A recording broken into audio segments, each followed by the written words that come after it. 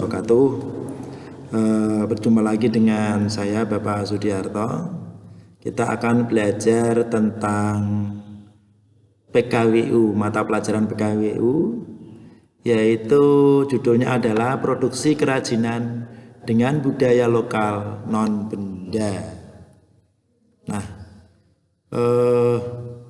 anak-anak sekalian, produksi kerajinan dengan budaya lokal non benda itu ada beberapa hal, ada 4 tahap untuk memproduksi kerajinan. Kemarin kita sudah bicara banyak, belajar tentang lokal non benda, budaya lokal non benda, ya kayak topeng, terus kerajinan yang tari, seni dan sebagainya, itu adalah kerajinan non benda.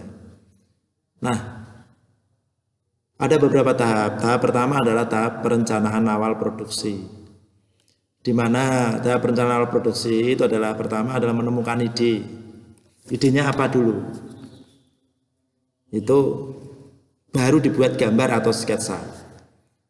Setelah itu pilih ide yang terbaik, baru buat studi model atau prototyping. Jadi, nah terus itu rencana produksi. Jadi untuk tahap ini, ya, jadi tahap perencanaan awal. Jadi ini terdiri dari beberapa hal tadi, menemukan ide. Ide ini tadi juga harus dipilih, ide yang paling baik yang mana. Saya punya ide, Pak. Saya ingin membuat masker misalnya. Tapi sketsanya bagaimana? Gambar tentang budaya batik atau apa. Terus buat studi model, terus direncanakan produksinya. Nah, oke, lanjut ya. Selanjutnya adalah tahap produksi. Tahap produksi ini ada persiapan bahan. Jadi kalau sudah ada ide, kita tinggal mempersiapkan bahan, terus dibentuk, terus di finishing. Finishing ini adalah bagian terakhir. Finishing. Nanti akan saya jelaskan apa itu finishing. Setelah itu adalah tahap pengemasan. Nah, setelah diproduksi, dibuat, dikemas, ya. Nah, kemasan ini ada beberapa hal: kemasan kertas, kemasan kayu, kemasan plastik. Terus ada kemasan yang terakhir adalah tahap pemasaran. Tahap pemasaran adalah ada pemasaran langsung dan pemasaran tidak langsung. Nah, di antara beberapa yang saya sampaikan ini nanti ya akan saya jelaskan di selanjutnya. Oke, yang ini adalah tahap produksi. Tadi kita sudah bahas tentang tahap produksi. Ini kita akan kedua, tahap produksi. Tahap produksi itu adalah ada tahap bahan. Tahap bahan ini adalah mempersiapkan bahan atau material agar siap dibentuk. Itu memproduksi, itu ada bahan-bahan, alatnya apa saja kita persiapkan. Terus bahan-bahan itu dibentuk. Nah, pembentukan bahan tergantung. Nah, pembentukan bahan baku itu tergantung pada jenis material, bahannya apa. Kalau bahannya kayu dipotong-potong, kalau kertas ya digunting-gunting gitu ya. Jadi dibentuk. Kalau batu ya dipecah-pecah, seperti itu. Ini untuk membentuk bahan baku, tergantung dari jenisnya. Yang kedua adalah bentuk dasar materialnya. Bentuknya bagaimana? Kita harus menyesuaikan untuk membentuk suatu bahan baku. Terus bentuk produk yang akan dibuat. Produknya yang dibuat itu kayak apa? Saya akan membuat ini itu produknya apa dulu, sehingga kita bisa membentuk produk tersebut. Satu contoh, kita mau membuat masker. Misalnya, masker ini saya buat model segitiga, kotak, dukbil, ya, atau apa? Sehingga kita harus mengetahui ini untuk membentuk suatu bahan baku. Yang kedua adalah tahap finishing. Tahap finishing dilakukan sebagai tahap terakhir sebelum produk tersebut dimasukkan ke dalam kemasan. Ini adalah tahap finishing. Finishing itu bisa berupa penghalusan. Ya, jadi tahap finishing itu merupakan tahap terakhir sebelum produksi tersebut dimasukkan ke dalam kemasan.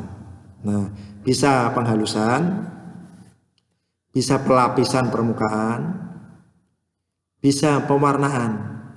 Nah, ini adalah termasuk tahap finishing. Dilapisi permukaan nganggo apa?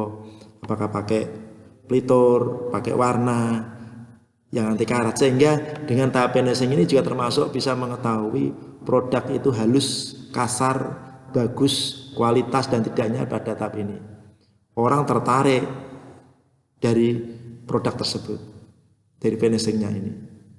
Oke, jelas ya? Oke, selanjutkan.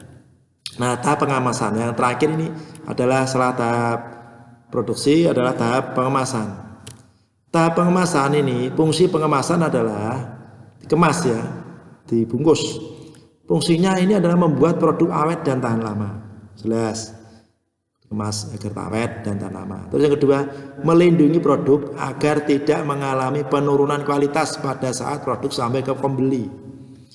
Ini dikemas plastik, dikemas kertas, dikemas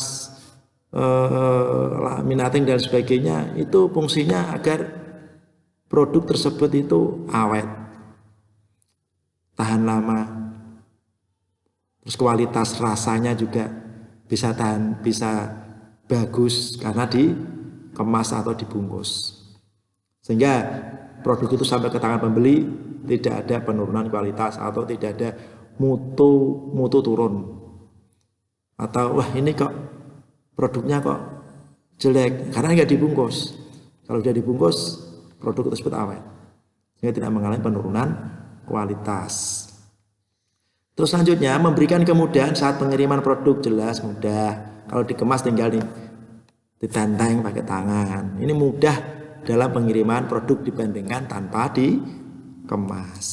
Oke. Terus selanjutnya memberikan informasi. Kemasan itu juga memberikan informasi terhadap suatu produk. Di dalam kemasan itu ada namanya merek. Mereknya apa, bahan-bahannya apa, cara penggunaannya bagaimana, ingredient atau isinya apa saja, terus yang tidak boleh digunakan apa saja, cara pakainya bagaimana. Ini ada di dalam kemasan sehingga memberikan informasi. Nah, selanjutnya terakhir adalah sebagai daya tarik pembeli. Pembeli dengan adanya kemasan sehingga memberikan suatu daya tarik pembeli atau konsumen tertarik kepada kemasan, karena kadang-kala seseorang itu tertarik membeli karena kemasannya, padahal belum tentu isinya juga tidak sesuai dengan kemasannya. Tapi yang paling bagus ya isinya bagus, kemasannya juga bagus, sehingga produk tersebut laku di pasaran. Oke, selanjutnya beberapa jenis pengemasan. Nah, beberapa jenis kemasan ada kemasan kertas yang kita kenal ya. Kelebihannya harganya murah, jelas, mudah diperoleh dan penggunaannya lebih luas, pakai kertas. Terus kelemahannya, sifatnya sensitif terhadap air dan mudah dipengaruhi oleh kelembapan udara lingkungan. Jelas, kertas itu mudah sobek, kena air juga nggak tahan. Ini kelemahan daripada kemasan kertas. Terus yang kedua kemasan kayu. Kemasan kayu adalah bahan baku dalam pembuatan palet, peti, dan kotak kayu. Nah, ini kotak kayu, peti ini bisa fungsinya ini untuk melindungi produk. Itu tergantung juga produk tersebut. Ya, harus menggunakan kemasan kayu. Ada juga kemasan plastik. Nah, jenis kemasan plastik ini paling sering digunakan karena sifatnya sederhana, terus juga mudah didapat. Jenis kemasan plastik diantaranya polietilena, polipropilenia, polyester, nilon, vinil, film, polivinil, klorida, dan akrilik. Ini adalah termasuk jenis kemasan plastik, di mana kemasan plastik ini ada beberapa jenisnya. Ini tadi namanya.